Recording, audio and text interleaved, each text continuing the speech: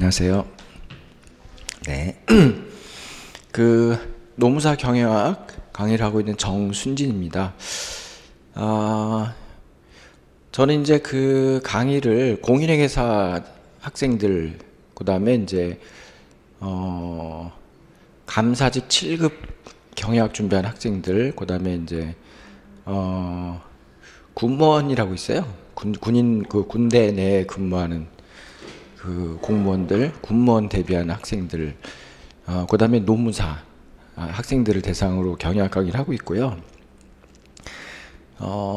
제 소개는 그냥 나중에 해도 되니까 오늘은 이제 아주 귀한 시간 내서 오셨고 3시간으로 구성을 했어요. 그래서 그 경영학이라는 과목 이름은 경영학인데 경영학 안에 일반 경영학, 그 다음에 재무관리, 회계 이렇게 3과목으로 이루어져 있거든요. 그래서 제가 설명회 때는 자주 말씀드리는데 이 경영학 안에 또 일반 경영학 안에도 과목이 8가지로 이루어져 있어요. 무슨 그 경영 전략, 경영 원론, 그다음에 생산관리, 계량의사결정론, 그다음에 조직행위론, 인사관리, 그리고 마케팅, MIS 이렇게 굉장히 많이 이루어져 있잖아요. 그래서 엄청나게 다양한데 그 학생들은 보통 이제 재무관리나 회계학을 되게 어렵게 생각하시는 경우도 많고 그냥 소문이 재무나 회계는 되게 어렵다. 그래서 너무 할 게 많고 그래서 그 부분을 피하고 일반 경영만 암기 과목이니까 그냥 딸딸딸 외우면 된다 이렇게 잘못 생각한 분들이 꽤 많으세요. 그래서 그게 아니다. 거꾸로 이 재무관리나 회계학이 우리 같은 이제 1분에 1문제짜리 이런 단순한 그런 문제를 만들 때는 딱 정형화돼, 나올 때가 딱 정해져 있고 정형화돼 있습니다. 그래서 이쪽 부분을 잘해두면 오히려 전략 과목이 된다. 한 대여섯 문제가 나와도 그거를 푸는데 5문제를 풀어도 1분도 안 걸려요. 그 정도로 굉장히 단순하고 그런 간단한 문제들로 이루어져 있거든요. 그러면서 이제 노무사 시험도 그 약간 트렌드가 있기 때문에 MIS 이런 것들은 아예 새로운 개념 이런 것들도 많이 나오고 또 경영 원론 파트하고 마케팅 파트는 신이론들이 굉장히 많거든요. 그러니까 교과서에는 없고 그 대신에 이제 요즘에 이 산업에서 유행하는 이런 것들도 많이 나오기 때문에 오히려 재무나 회계를 잘 준비해 주셨을 때 유리할 것이다. 그런 의미에서 제가 오늘 경영 기초, 그 다음에 재무 기초, 회계 기초를 각각 짧으면 한 30분, 길면 한 50분? 요 정도에서 3번을 할 거예요. 3번 할 건데, 제가 경영을 먼저 해도 되고, 재무나 회계를 먼저 해도 되는데, 첫 시간을 재무를 먼저 해보려고 그렇게 결심을 하고 왔어요. 여러분들이 진짜 재무가 어려운 건지, 아니면 또 듣다 보니까 재미있고 꼭 필요한 건지, 이런 것들을 한번 감 잡으시라고. 그래서 그 유인물도 준비 안 했어요. 그냥 쭉 칠판 보고 제가 하는 걸 잘 보시면은 재무관리 사실 조금 어렵다고 알려져 있다고 그랬잖아요. 용어들이 생소하세요.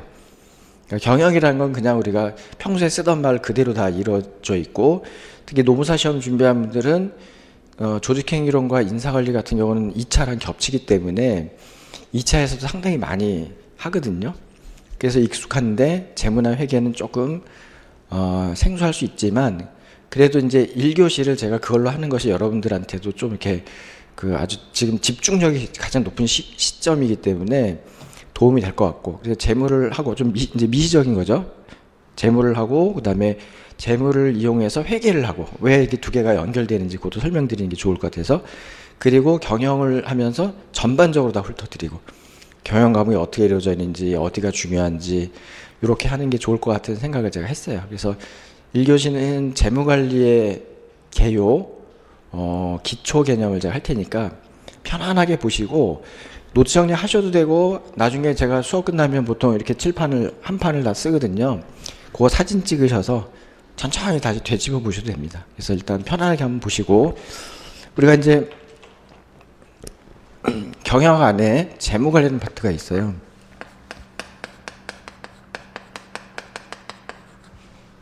그럼 재무관리가 뭐 하는 과목이냐 정의를 먼저 소개하면 재무관리는 자본의 조달과 운용에 관한 의사결정. 이게 재무관리 정의예요. 그러니까 세 가지 단어로 이루어져 있는데 이 중에 자본, 그럼 자본이라는 건 좀 이렇게 유식하게 쓴 말이고 천박하게 쓰면 이게 돈이에요. 돈의 조달과 운용인데 조달이 뭐냐? 그럼 조달은 돈을 들어오게 하는 거예요. 돈을 들어오게 하는 거를 우리는 이제 그냥 부호로 플러스라고 많이 표현할 거고, 반대로 운용이 뭐냐? 운용은 돈이 나가는 거예요. 나가는 마이너스 표현할 거고, 운용 대신에 사용이라고 해도 되고 또는 투자라고 해도 됩니다. 이제 어려운 단어들이 막 나올 거예요. 용어들이 투자라고 합니다. 이 세 개의 공통점이 현재 돈이 나가는 거를 말하는 거죠. 그러면 제가 이제 재무관리 수업을 할 때 나중에 보시면 알지만 똑같은 개념을 3번 설명합니다. 왜냐하면 이제 말로도 설명해요. 이론, 이렇게 용어로 말로 설명하는 방법이 있고, 그림으로 설명하는 방법이 있고, 수식으로 설명하는 방법이 있어요. 3가지를 다 하는데, 보통 3가지에 대해서 학생들은 나한테 잘 맞는 방식이 있어요. 어떤 분들은 요런 이제 논리가 좋은 분들은 이제 말의 어떤 그 흐름을 가지고 딱 캐치한 분들이 있고, 추상성이 뛰어난 분들은 그림으로 설명하면 훨씬 더 이해가 잘 가요. 또 어떤 수학적 마인드가 있거나 수리를 좋아하는 사람들은 수식으로 설명하면 훨씬 더 깔끔합니다. 그래서 똑같은 걸 3번으로 설명하면 그 중에 한 가지만 알아들으셔도 돼요. 한 가지만. 대신에 문제 풀 때는 3가지 방법을 다 쓸 수 있어야 돼요. 그러니까 말로, 정의에 의해서 푸는 방법, 논리로 푸는 방법도 있고, 그림 그려서 푸는 방법도 있고, 수식으로 푸는 방법도 있고, 문제 풀 때는 또 3가지 다 해보시는 것이 도움이 돼요. 그래서 그 중에 나한테 좋은 방법을 찾는 것도 좋습니다. 그래서 요걸 제가 지금 말로 했는데 그림으로 설명해 볼게요. 그림으로. 자, 그림을 설명할 때는 보통 요런 그림을 그리는데요. 요런 그림을 그리는데, 이 그림을 뭐라고 하냐면 이거를 대차 대조표라고 합니다. BS. 요거는 대차 대조표. 또는 뭐 재무 상태표. 이렇게 부르는 건데, 영어로는 이제 밸런스 쉿, 그래서 BS라고 보통 줄여서 씁니다. 쉿 발음을 잘 하셔야 돼요. 쉿을 짧게 발음하면 욕이 돼버려요. 그래서 쉿 다 길게 발음하셔야 돼요. SHEET. 우리가 전통적으로는 대차대조표란 말을 더 많이 썼고, 요게 최근에 IFRS에서 회계에서는 정의를 재무상태표로 정의하기 때문에 요거를 쓰지만, 재무관리에서는 사실 요 용어가 더 우리한테 인사이트를 줍니다. 의미도 더 잘 통하고. 그러면 이제 이 대차라는 말이 어려운데, 대차는요, 요게 장부인데 반 잘라서 한쪽을 차변, 한쪽을 대변, 이런 식으로 두 변으로 나누는 거. 두 편, 왼편, 오른편, 차변, 대변 이렇게 나누는 건데, 이 차라는 단어랑 대라는 단어는 이 돈이 들어오고 나가는 걸 말하는 거예요. 돈이 들어오고 나가는 걸 차대라고 하는데, 아직도 우리한테 제일 익숙하게 쓰이는 용어는 뭐냐면, 자, 우리가 은행에서 돈을 빌리면 뭐라고 그러냐면 차입합니다. 차해서 돈이 들어온 거예요. 차입. 근데 반면에 은행은 우리한테 돈을 빌려주잖아요. 돈을 빌려주면 뭐라고 그러냐면 대출합니다. 대해서 돈이 나가는 거예요. 대출. 그러니까 차입이랑 대출이란 말 안에 요 차랑 대라는 그 의미가 들어 있습니다. 그러면 저 차변 대변은 뭐냐면 자본의 조달과 운용, 조달 들어오는 거, 운용 나가는 거, 요거를 표현하는 것인데, 그 중에 조달을 오른편, 대변에다 표시한다는 거예요. 자본의 조달 내역을. 근데 자본 조달은 어디서 하는 거냐 하면은 자본시장이라는 데서 합니다. 자본시장. 그러니까 자본시장은 무슨 시장이냐? 자본이 거래되는, 그러니까 돈이 거래되는 시장인데, 예를 들면 우리가 돼지 시장 있잖아요. 돼지 시장은 돼지가 거래되는 시장이에요. 어떻게 이루어지냐면 돼지를 들고 있는 사람이 돼지를 팔잖아요. 그러니까 돼지를 팔면 돼지가 나한테서 밖으로 나가고 딴 사람한테 가고, 그 대가로 반대로 돈이 들어옵니다. 그렇죠? 그러니까 돼지의 움직임의 반대 방향으로 돈이 움직입니다. 사는 사람은 돈을 내주고 돼지를 받고, 파는 사람은 돼지를 내주고 돈을 파는 사람은 돼지를 내주고 돈을 받습니다. 금시장은 금을 파는 사람과 금을 사는 사람이 만나서 거래하는 자리인데, 금 파는 사람은 금을 내주고 돈을 받고, 금 사는 사람은 금을 받고 돈을 내줍니다. 그러니까 금을 매개로 돈이 반대 방향 움직이는 거예요. 그러면 그게 금시장, 돼지시장이면 자본시장은 돈이 움직일 건데, 돈의 움직임에 반대로 매개체가 있어야 돼요. 돈을 들어오게 하면 뭔가 나가야 되고, 돈이 나가면 뭔가 들어와야 됩니다. 돈을 움직이는, 돈을 거래하는 매개체가 많지만 보통 두 가지 정도만 아시면 돼요. 하나가 뭐냐면 채권이고 하나가 주식이에요. 이거 말고도 많지만 이 두 가지만 아시면 돼. 그럼 예를 들어서 회사가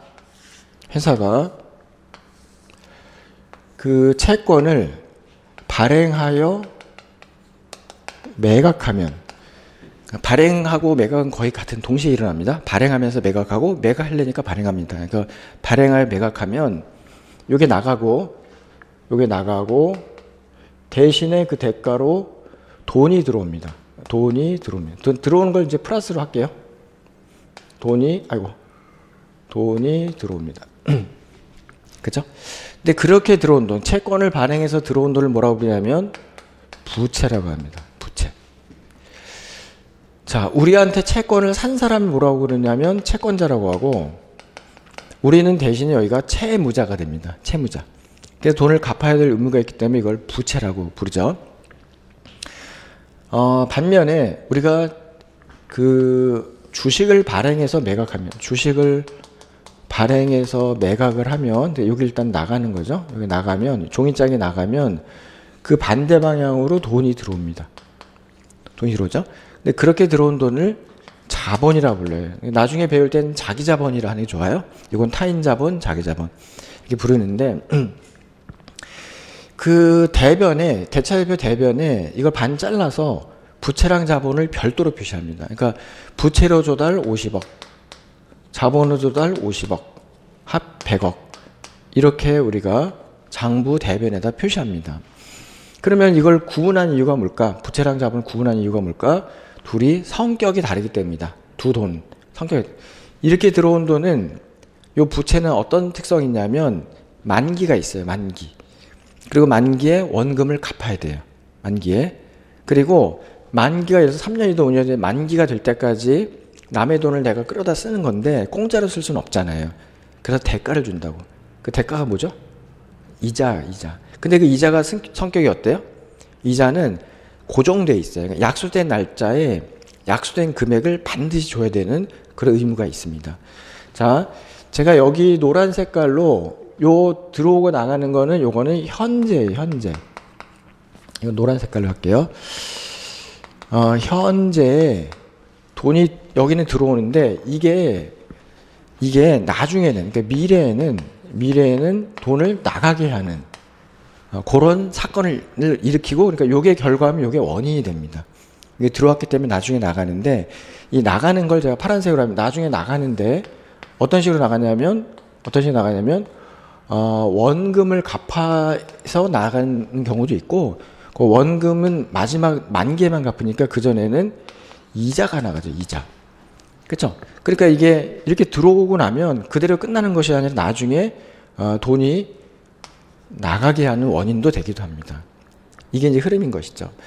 그런데 부채는 특징이 만기가 있고, 만기에 원금 갚아야 되고, 만기 전까지는 따박따박 정해진 날짜에 정해진 금액을 갚아야 하는 돈인데 반해서, 요 밑에 있는 자본은 우리한테 주식을 사는 사람을 뭐라고 부르냐면 주주라고 부르죠. 주주. 근데 주주는 우리 회사의 주인이란 뜻, 주인. 그 주자 안에 주인이란 뜻도 들어가 있어요. 자, 그렇기 때문에 우리의 같은 멤버다, 같은 패밀리다. 그러니까 우리가 갚을 의미가 없다. 얘는 만기가 없어요. 주식은 만기가 없기 때문에 원금을 갚을 의무도 없고, 대신에 외부에서 돈이 들어왔는데 공짜로 쓸 수는 없잖아요. 그래서 대가가 나중에 나간다. 그 나중에 나가는 대가가 뭐예요? 나중에 나가는 대가가 뭐냐면 두 개인데, 하나는 좀 쉬운 얘기로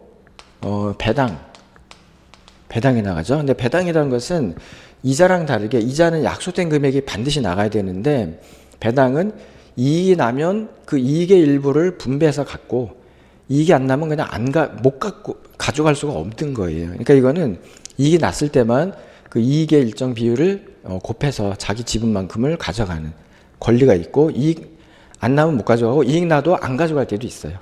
미래를 위해서. 이제 좀 이따 얘기할 거예요. 그리고 요거 하나는 나중에 나가는 것 중에 하나가 뭐냐면 나중에 배우는 건데, 이거는 그 회사 입장에서는 자기 주식을 다시 매입하는 거고요. 주식을 매입하죠. 반대로 주식, 물론 여기도 제가 표시 안 했지만 반대로 돌아오는 게 채권이 돌아옵니다. 채권이 돌아오면서 돈이 나가고 원금 나가고, 여기는 주식이 돌아오면서 자사주 매입, 자기 주식이라는 것도 생기고, 또 거꾸로 요 사람 입장에서 보면 요거를 주식은 투자하는 이유가 배당 받으려고 투자하는 사람도 있지만 그건 극소수고, 특히 한국 사람들은 그거 별로 안 즐겨요. 우리나라 사람들은 주가가 쌀 때 샀다가 비쌀 때 팔아서 차익을 추구하잖아요. 그럼 다시 팔잖아요. 그런 걸 자본이득이라 불러요. 자본이득. 요 이득이란 말은 요 사람 입장에서 이득이에요. 요 사람 입장에서 싸게 싸게 샀다가 비싸게 팔면 그 차이.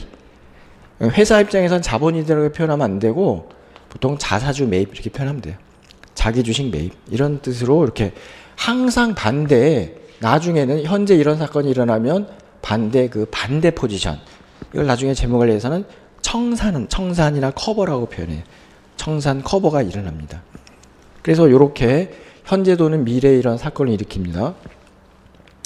그래서 이 둘을 구분해서 100억이라는 돈을 조달했어요. 그러면은 왜 조달했냐 그러면은 대답이 그거를 사용 또는 운용 또는 투자할 곳이 있기 때문이다, 이렇게 기억하는 거예요. 우리가 돈을 조달한 이유가 뭐예요? 쓸 곳이 있기 때문이다. 그렇죠? 자, 우리 스마트폰에 예를 들어서 문자가, 원하지 않는 문자가 가끔 오는데 당신은 신용도가 뭐 1등급이니까 5천만 원까지 빌려 쓸 수 있습니다, 이런 식으로 권유 문자가 가끔 오잖아요. 스팸처럼. 그렇죠? 그럼 그 돈을 쓰는 게 좋아요, 안 쓰는 게 좋아요? 보통 안 쓰는 게 좋다라고 얘기하잖아요. 근데 정확한 대답은 그게 아니라 쓸 곳이 있으면 쓰는 게 좋고 쓸 곳이 없으면 안 쓰는 게 좋습니다. 왜냐하면 그 돈을 쓰는 순간 뭐가 발생해요? 비용이 발생해. 이런 거. 이런 걸 나중에 요거랑 이런 걸 뭐라고 부르냐면 자본 비용이라고 해요. 자본 비용. 자본을 조달한 대가 발생합니다. 그러면 남의 돈은 공짜로 쓸 수 없는 거기 때문에 그 돈을 쓰면 분명히 나중에 비용이 발생한다. 그러므로 쓸 곳이 있을 때만 쓴다. 그 말은 뭐냐면 쓸 만큼만 조달하고 조달한 건 다 써야지 되죠. 근데 100을 조달해 놓고 비용이 발생한 돈 100을 조달해 놓고 30만 쓰고 70을 쟁겨두면 계속 비용이 발생하니까 쓸 만큼을 조달하는 거고 조달한 만큼을 다 써야 되는 게 원칙이니. 그래서 여기도 항상 같아요. 여기도. 근데 이 차변에 투자한 내역, 사용한 내역, 운영한 내역을 뭐라고 부르냐면 자산이라고 부른다, 이게. 자산. 그래서 이 금액이 항상 같다는 거지. 자, 요런 거를 대차 평균의 원리라고 합니다. 이게 재무가 회계가 얼마나 잘 연결되어 있고 하나를 이해하면 나머지 과목이 쉬운지를 제가 예를 들어 볼게요. 이 대차 평균의 원리라는 거는 회계에서 배우는 거예요. 회계 중요한 원리인데, 대차 평균의 원리는 거래의 이중성이라는 말과 거의 동의해요. 거래 이중성. 그리고 거래 이중성은 또 뭐냐면, 거래 이중성이 뭐냐 하면 이거는 한 거래는 반드시 이 두 사건으로 쪼갤 수 있다. 이걸 거래 이중성이라고 불러요. 한 거래는 두 사건 쪼갤 수 있다. 무슨 말이냐? 예를 들어 볼게요. 예를 들어서 건물을 100억에 매입했다 해볼게요. 건물을 100억에 매입하면 이게 한 거래한 겁니다. 그렇죠? 그러니까 이 안에는 두 개의 사건이 존재합니다. 그러니까 두 사건이 존재하는데 어떻게 두 사건이 존재하냐면, 첫 번째는 그 100억짜리 건물이 들어오는 사건. 그죠? 그 대가로 100억이라는 현금이 나가는 사건. 거래는 항상 주고받는 거기 때문에 금이 오면 대가로 돈이 나가고 돼지가 나가면 대가 돈이 들어옵니다. 그러니까 항상 두 개가 반대 방향 움직이는데 하나는 돈이 나가고 하나는 건물이 들어옵니다. 그러니까 두 사건으로, 한 거래는 두 사건을 쪼갤 수 있잖아요. 그래서 요거를 요거를 차변에서 적고 요거를 대변에서 적어요. 이게 회계예요. 이걸 우리가 분계한다고 하거든요. 분계. 지금 뭐 분계란 단어는 알 필요 없지만 분이 쪼개는 뜻이 쪼갠다. 분, 나눈다. 한 거래를 둘로 쪼갭니다. 그래서 하나는 차변에 적고 하나는 대변에 적습니다. 얼마로? 여기다 100이라고 적고 여기다 100이라고 적어요. 똑같이. 그런데 이게 1월 1일 분계예요. 1월 1일. 그럼 1월 2일 뭐 쭉쭉 가서 12월 31일까지 계속 유사하게 이렇게 똑같은 사건을 하나는 차변은 대변에 쭉 적어서 연말이 돼서 이걸 다 합치면 어떻게 했어요? 크기가 양쪽의 크기가 같겠죠. 이걸 뭐라고 하면 대차가 대조된다고 하기도 하고, 이게 밸런스 쉿인데 밸런스가 뭐예요? 대차가 균형이 된다, 그지? 대차가 정확히 딱 맞다. 대차 평균. 평균이란 말이 좋죠? 지금 뭐 같은 말인데 대차가 같다. 평균이다. 그죠? 그걸 우리가 밸런스라고 부르는 거예요. 그러므로 이 대변의 합계하고 차변의 합계는 당연히 같아야만 되고 같을 수밖에 없어요. 그걸 대차 평균이라고 부르는 거예요. 그러면 우리가 여기서 자산을 사용한다, 또는 돈을 사용한다, 투자한다, 이렇게 이해하시면, 이렇게 표현하시면은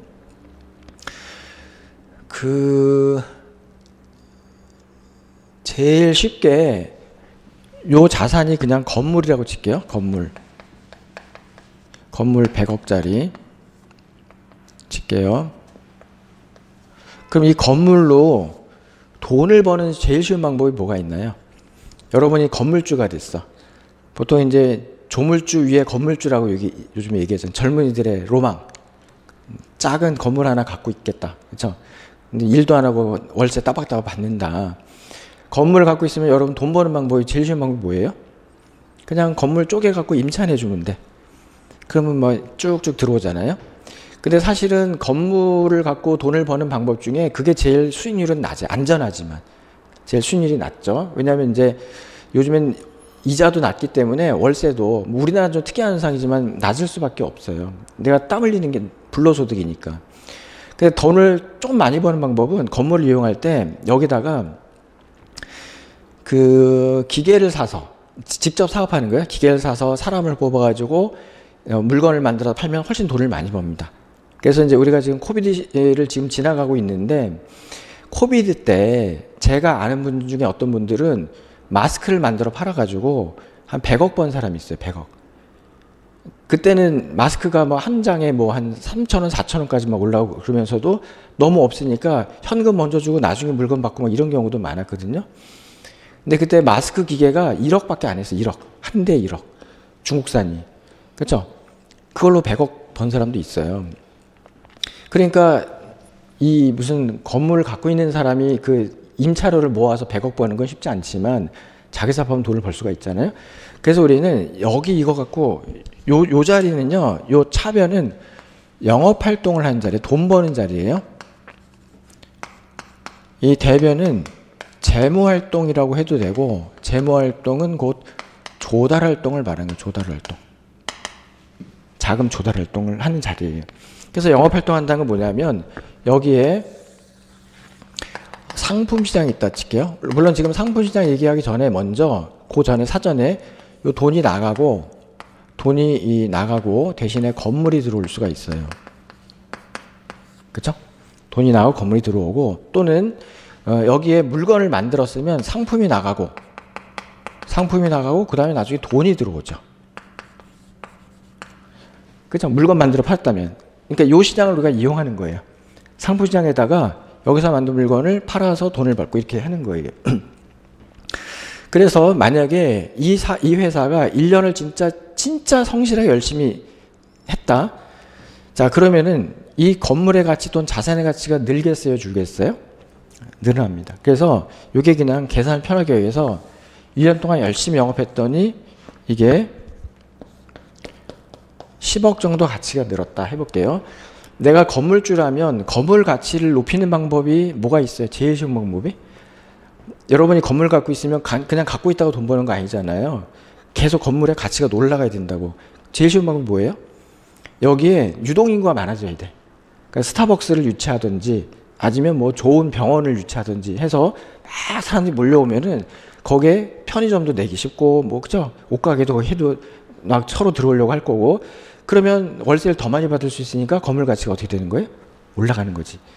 또 좋은 물건 만들어 팔아도 되고. 그래서 1년 동안 건물 가치가 10억 증가했다. 그러면은 대차 평균에 의뢰해서 대변도 똑같이 10억이 증가해서 이게 110억이 됩니다. 110억. 이게 됩니다. 그런데 차변에는 자산의 가치 증가로 이게 나타나지만 대변에는 요 증가한 게 뭐죠? 이게 공부 좀 하셨던 분이 혹시 계시면 요걸 뭐라 부르냐면 요거를 잉여금이라고 불러요. 그러니까 이제 이익이 난 건데 그것이 자본의 이익여금 형태로 들어가고 이 이익여금 누구 거냐? 주주 겁니다. 주주. 회사가 영업활동에서 남으면 그거는 주주가 가져가도 되는 이익이다. 이렇게 기억하시면 되는 거예요. 증가했죠. 자, 그러면 요 10억에 대해서 처리하는 방법이 크게 두 가지가 있는데 하나는 뭐냐면 이게 사회 유출이라고 합니다. 사회 유출. 하나는 사내 유보라고 합니다. 하나는 사회 유출, 하나는 사내 유보입니다. 사회 유출의 가장 대표적인 예가 뭐가 있냐면 배당이에요. 배당. 그렇죠? 그러니까 이익 난 거는 가져가도 되고 안 가져가도 된다 이렇게 얘기했었어요. 자, 그래서 만약에 배당을 10을 했다. 그러면 사내 유보가 0이에요. 유보가 하나도 안 된 거예요. 사내란 말을 안 써도 돼. 그냥 유보란 말 써도 돼. 어쨌든 유보가 0인 거예요. 근데 거꾸로 또는 뭐 이렇게 배당이 5다 그러면 유보가 5예요. 10을 이렇게 분배하는 과정이. 근데 거꾸로 사회 유출을 0으로 하고 유보를 10으로 할 수도 있어요. 유보를 어떻게 가능하냐면 주주만 설득하면 돼. 주주가 이 10억을 열매를 가져가려고 하는데 주주를 잠깐 앉아라. 있잖아. 야, 네가 이거 10억을 가져가 봐야 이걸 네가 왜 가져가니? 어떤 사람은 소비하려고, 어떤 사람은 저축하려고, 투자하려고 가져가려고 하는데 네가 있잖아. 소비하면 없어지는 거고 네가 이걸만 저축하면 요즘에 은행 이자율이 얼마죠? 저축하시면 이자 얼마 받아요, 요즘에? 2, 3%밖에 못 받아요. 2%, 3%밖에 안 된다고. 그렇죠? 그러면 네가 이거 10억이 한 사람이 가져가면 1년에 2%면 얼마 떨어지는 거죠? 10%가 1억이고 1%가 1,000만 원이고 2천만 원 떨어지는 거예요. 1년에 2천만 원 떨어지거든요. 또는 주주가 10명이면 나눠 가지면 200만 원밖에 못 받잖아요. 다 똑같다고 치면 지분율이. 그런데 1년만 참고 우리 회사 한번 봐봐. 우리 회사 지금 영업이 이게 연초에 100억을 투자하면 연말에 110억이 돼서 10억이 남아. 자, 요걸 뭐라고 투자 수익률이 몇 프로인 거죠? 연초에 100억 투자해서 연말에 10억이 남았어요. 수익률이 몇 프로지?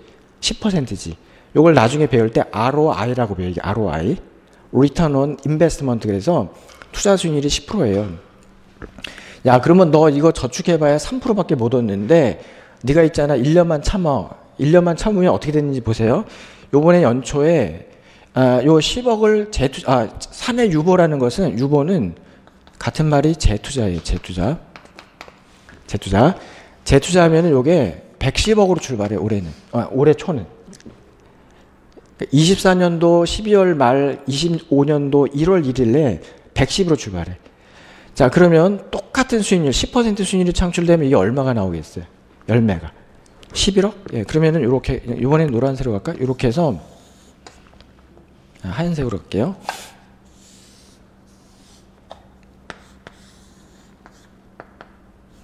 요번에는 11억에서 111억이 돼요.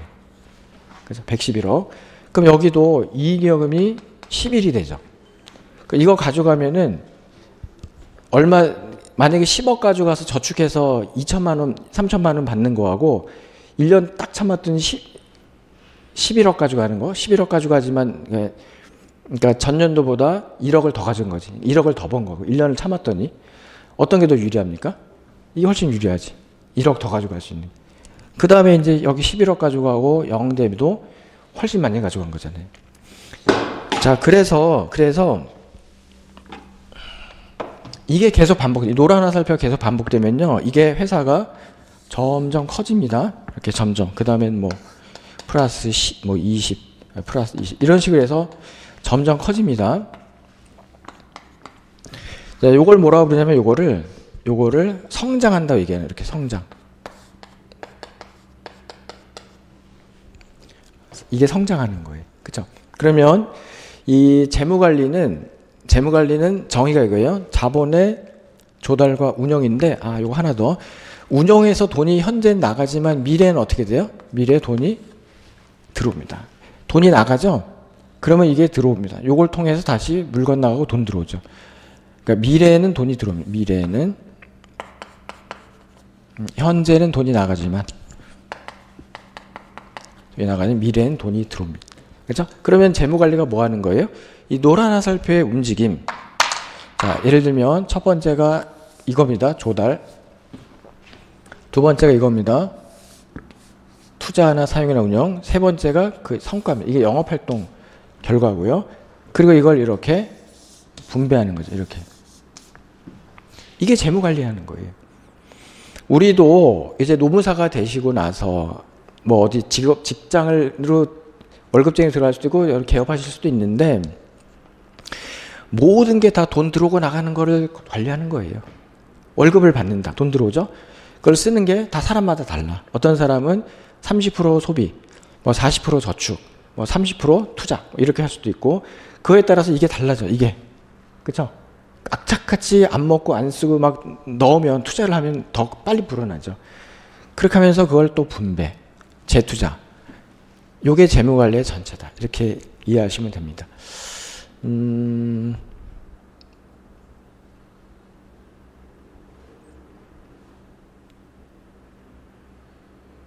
여기서 이제 조금만 더 들어가면 뭐 위험 얘기하고 그런데 그건 얘기는 안 할게요. 오늘은 그냥 기초 얘기니까. 그럼 이제 여기서 재무관리가 주로 어떻게 이루어져 있는지 그것만 설명을 드려볼게요. 우선 그 전에 잠깐 요거요. 재무관리가 상황이 크게 확실성화, 그 다음에 불확실성화 이렇게 둘로 나눠지거든요. 불확실성화, 확실성화, 불확실성화인데 확실성화는 뭐냐면 자 우리가 만약에 외부에서 자본시장에서 자본을 조달하면 부채로 조달하면 예를 들어서 이자율이 10%로 조달할 수 있어. 확실해. 그러면 확실성화예요. 또는 연초에 내가 100억을 투자하면 딱 10억이 수익이 나. 확실해. 확실하다는 걸 우리가 위에다 바를 붙입니다. 이렇게 바. 고정돼 있다. 그죠? 요런 식의 화살표 움직임이면 그게 확실성화고요. 불확실성은 뭐냐면 우리가 지금 자본시장에서 채권발행에 조달하면 우리 회사의 신용도 또는 채권시장의 수요와 공급 또 미국에서 트럼프가 당선이 되고 뭐 우크라이나 러시아 전쟁이 있고 이런 걸 고려했을 때 우리가 조달할 수 있는 이자가 딱 10이 아니라 9일 수도 있고 10일 수도 있고 11일 수도 있어. 이게 이제 또는입니다. 또는. 요걸 우리가 불확실성이라고 부르고 이 불확실성화는 동의어가 위험화라고도 해요. 위험화. 또는 확률 상황화라고도 합니다. 위험화, 불확실성, 위험, 확률 상황이 다 같은 말이에요. 그래서 확률적으로 봤더니 9%가 될 가능성은 약 30%고 10%가 될 가능성은 약 40%고 그 다음에 11%가 될 가능성은 약 30%야. 그러면 이게 확률 상황인 거예요. 확률 상황. 또는 내가 100억을 투자했을 때 이게 딱 10억이 나는 게 아니라 10일 수도 있고 8일 수도 있고 이게 또는이에요. 10일 수도 있고 8일 수도 있고 12일 수도 있어. 그럼 이게 뭐다? 확률 상황이에요. 확률 상황. 그러니까 확률 상황보다는 여기 위험 또는 불확실한 상황이에요. 불확실. 그 다음에 이거는 확률을 알게 돼 있어. 확률. 요 확률이 뭐 30%고 요 확률이 뭐 50%고 요 확률이 20%야. 요 확률 상황입니다. 자, 그러면 재무관리는 확실성하고 불확실성화 두 개가 있는데 어떤 게 더 일반적일까요? 우리 현상 어떤 게 더 일반적일까? 불확실성입니다. 그죠? 만약에 확실성하라면 재무관리 공부할 필요가 없어요. 그냥 요즘에 AI 잘 되니까 시키면 돼 그냥. 내가 여기 100억 넣으면 얼마 떨어져? 그냥 그대로 다 되니까. 근데 그게 아니라 이게 더 일반적이잖아요. 이게 더 일반적이다. 그래서 이제 위험을 고려하기 때문에 사람들은 좀 어렵다고 하는데 오늘은 깊게 안 들어가고 차변의 위험을 영업위험이라고 영업위험, 대변의 위험을 재무위험 이렇게 부릅니다.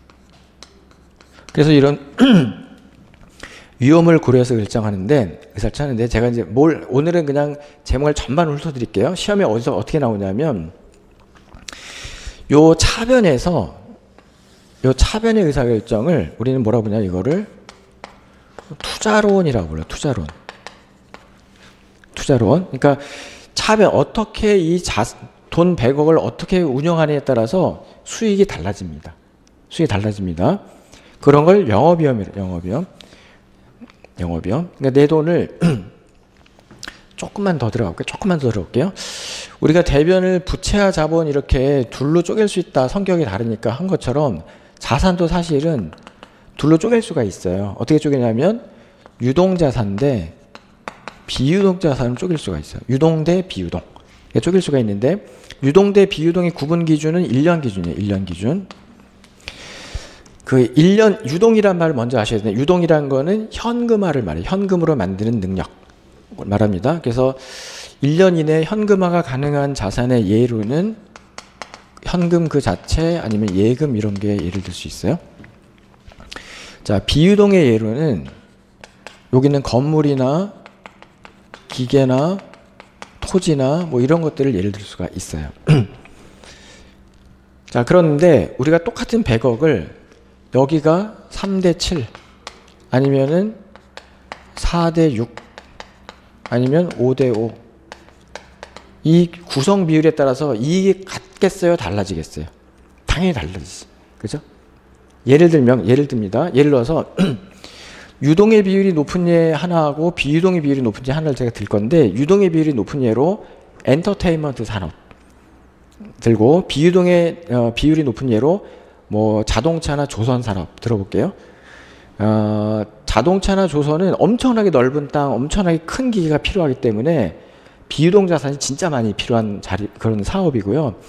엔터테인먼트 산업은 사실 건물도 필요 없어요. 거의 대개 사무실 한두 개만 있으면 되고 제일 중요한 자산은 연예인을 몇 명 데리느냐, 유명한 연예인을, 그죠?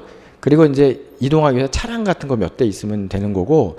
그래서 연예인들은 보통 그 톡쇼에 나와가지고 그 우리 사무실 사람들 이렇게 말을 많이 합니다. 왜냐하면 진짜 보면 사무실밖에 없거든요. 그러니까 사무실에는 컴퓨터, 전화 몇 가지만 있으면 되고 나머지는 다 외부로 돌리는 거잖아요. 안에 기획하는 사람들만 있고. 그런데 똑같은 돈을 엔터테인먼트 산업에 투자했을 때 하고 자동차 산업에 투자했을 때 수익이 어때요? 같아요? 달라요? 완전 다르거든.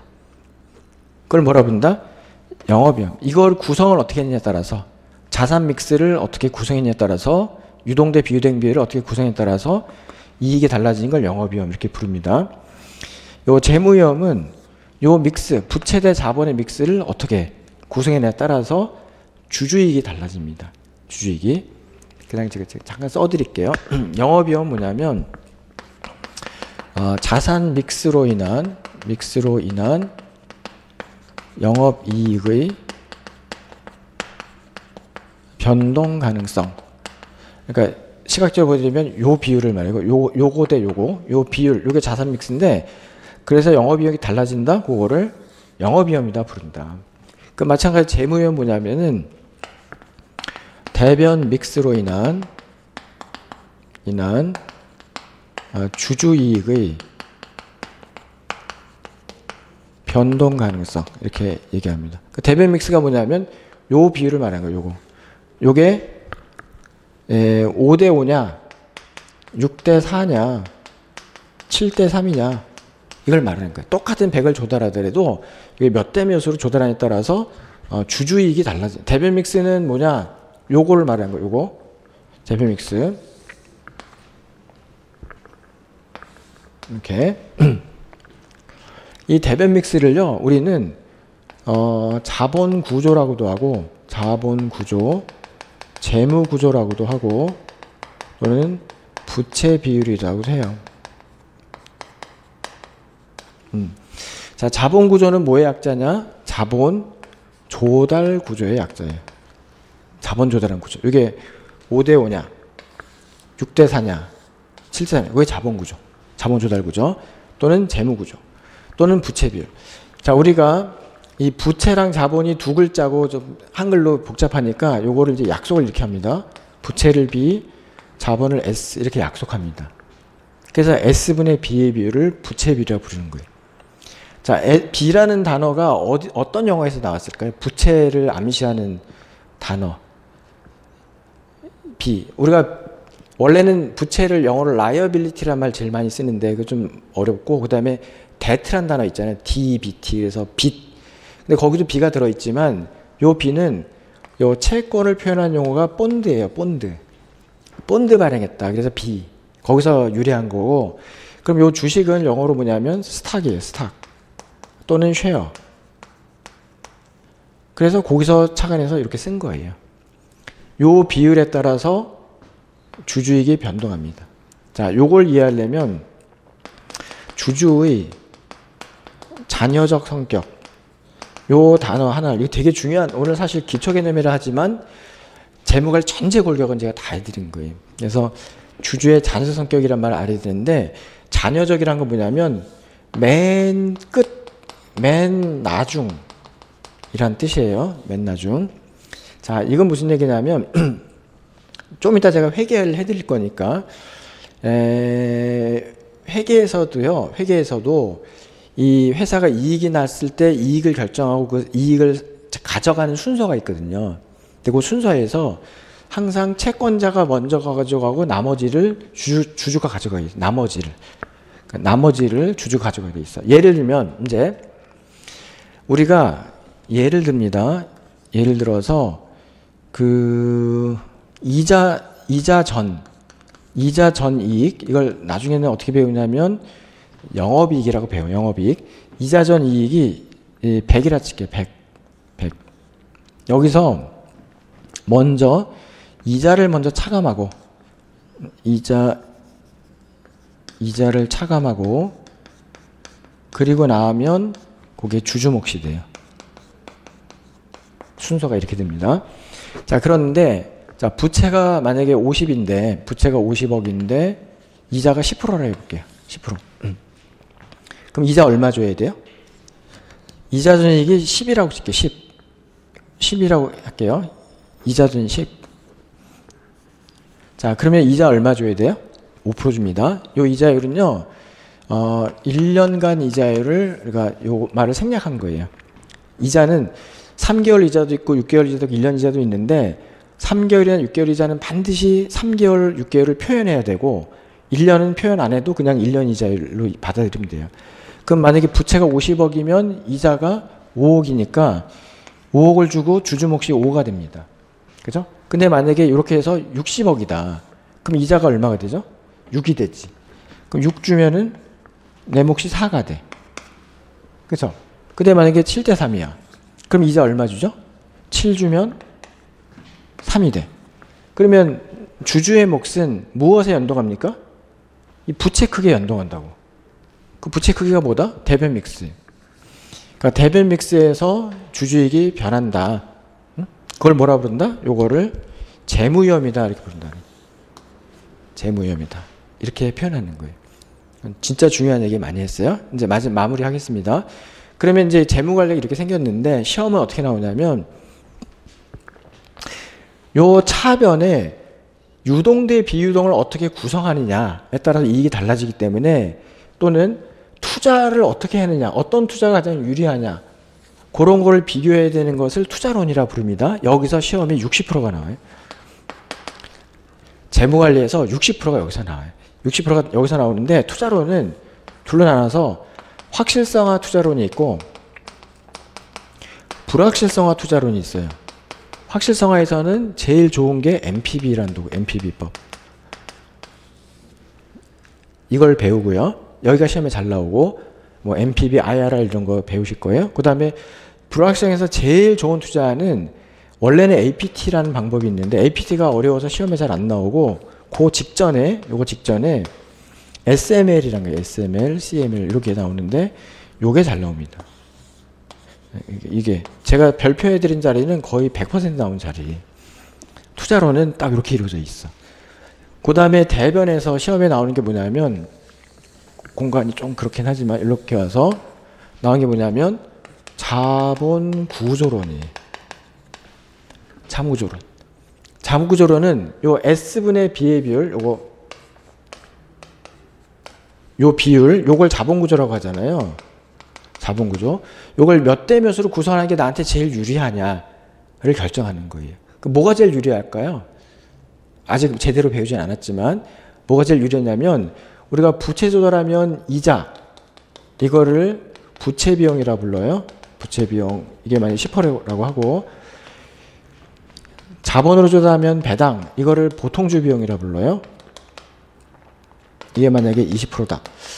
그 보통 우리가 본격적인 일 제가 꺼내진 않았지만은, 이런 이 수익률 또는 비용의 크기는 이런 걸 우리가 뭐라고 하면 자본 비용이라고 불러요. 자본 비용.